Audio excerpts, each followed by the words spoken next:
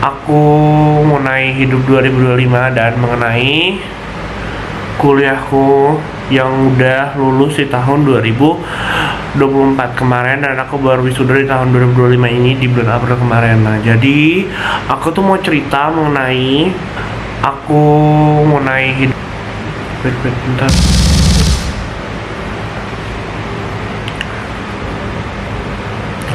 Mau cerita bagaimana sih aku bisa kumlot dan bagaimana aku menghadapi perkuliahan kemarin. Nah, perkuliahan kemarin tuh kan banyak banget aku melalui rintangan dan juga melalui banyak banget drama-drama yang terjadi. Yang kemarin itu tuh aku sempat ngalamin namanya depresi sih, namanya kena mental juga, masalah dengan skripsi ya.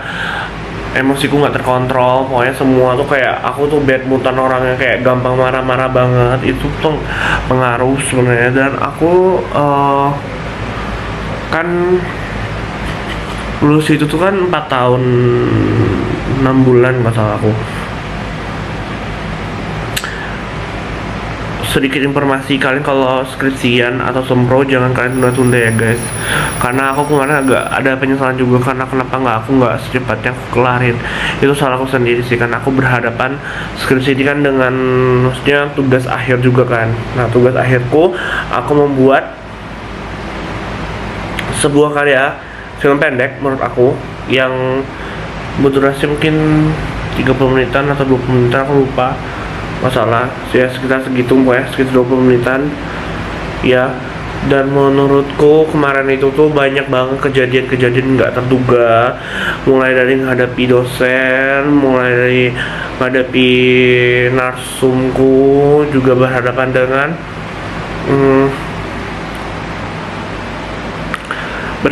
narsumku lah ya yang terutama. Dan juga aku tuh kemarin bimbingan tuh banyak banget revisian. Dari mulai bimbingan aku sempat ganti judul tuh 3 kali guys, 3 kali ganti judul aku.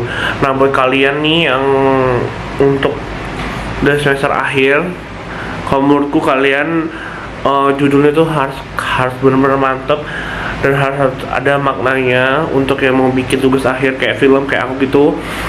Dan karena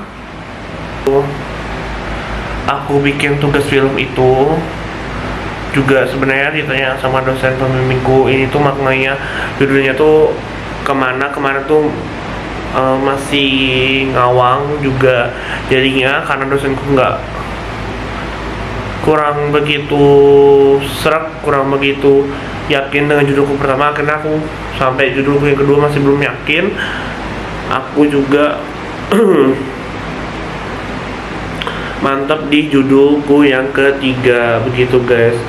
Menurutku tuh dari bimbingan pertama itu aja aku udah mulai banyak revisi. Dan sistemnya dosen pembimbingku ini, dia itu sistemnya kalau misalnya kita bimbingan pertama masih ganti judul, masih revisi di bab 1, yang kita kerjakan sampai kita kerjakan bab 1-nya terlebih dahulu. Tapi nanti dia kadang setelah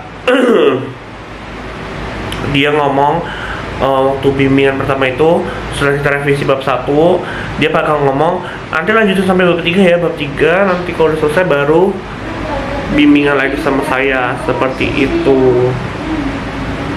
Jadi kemarin tuh bimbingannya juga lama, aku juga timbul anaknya, gagal revisian banyak banget. Dan juga kayak lumayan tertekan juga dengan skripsi ini ya, karena kan orang kayak kemarin itu contoh belum kepada liburan aku enggak gara-gara skripsi ini. Jadi pokoknya semangat pantang mundur, semangat terus ngejar skripsinya, tugas akhirnya semangat, sempro juga semangat kalian, bimbingan juga harus semangat kalian. Ingat, kalau kata dosen bimbingku, skripsi yang baik itu adalah skripsi yang selesai, begitu. Singkat cerita, aku tuh awal kuliah tuh nggak yakin banget aku bisa kuliah dapat kumlot, tuh nggak yakin. Aku juga belajar uring-uringan di kelas, nggak yang pinter-pinter banget.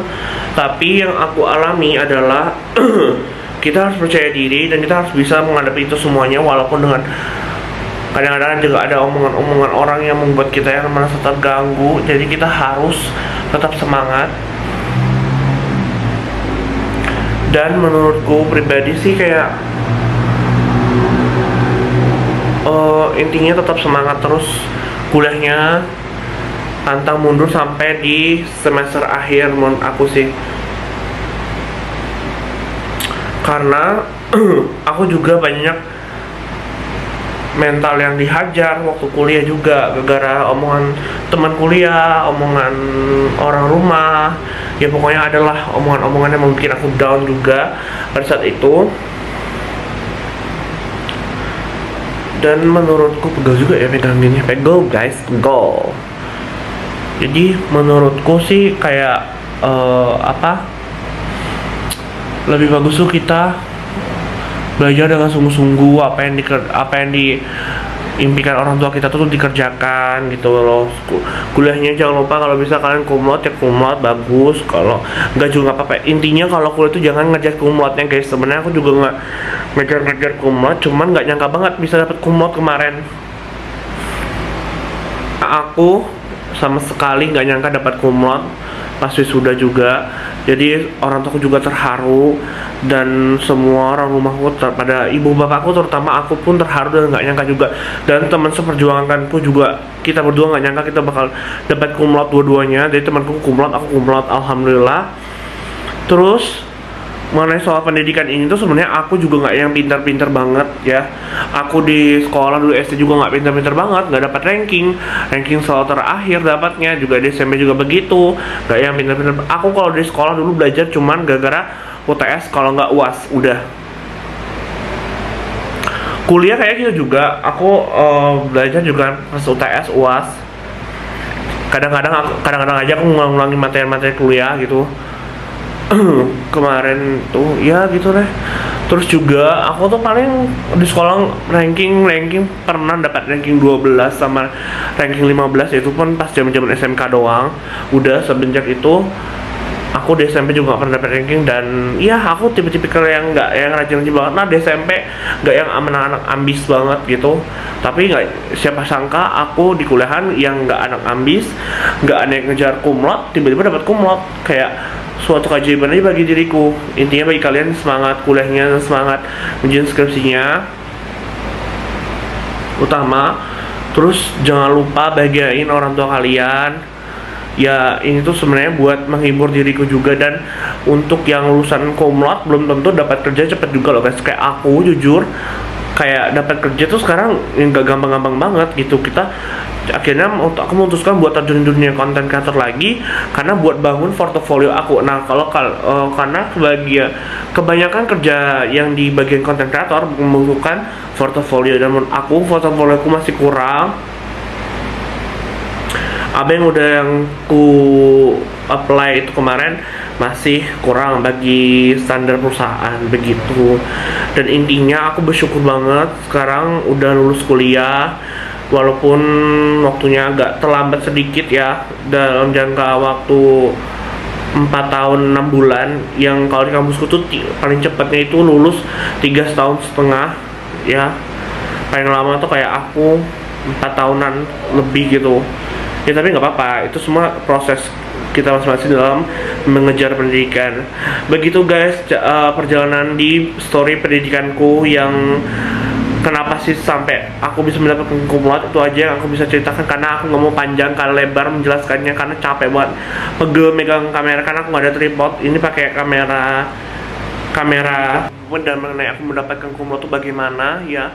Dan begitulah tadi cerita-cerita mengenai pendidikanku ya aku nggak pintar-pintar banget dari sampai siapa sangka yang aku dulu bisa sampai mendapatkan kumlot di kuliah. Ya itu sangat luar biasa sih bagi aku. Oke, sekian dulu dari aku. Jangan lupa kalian di like, comment, and share. Dadah.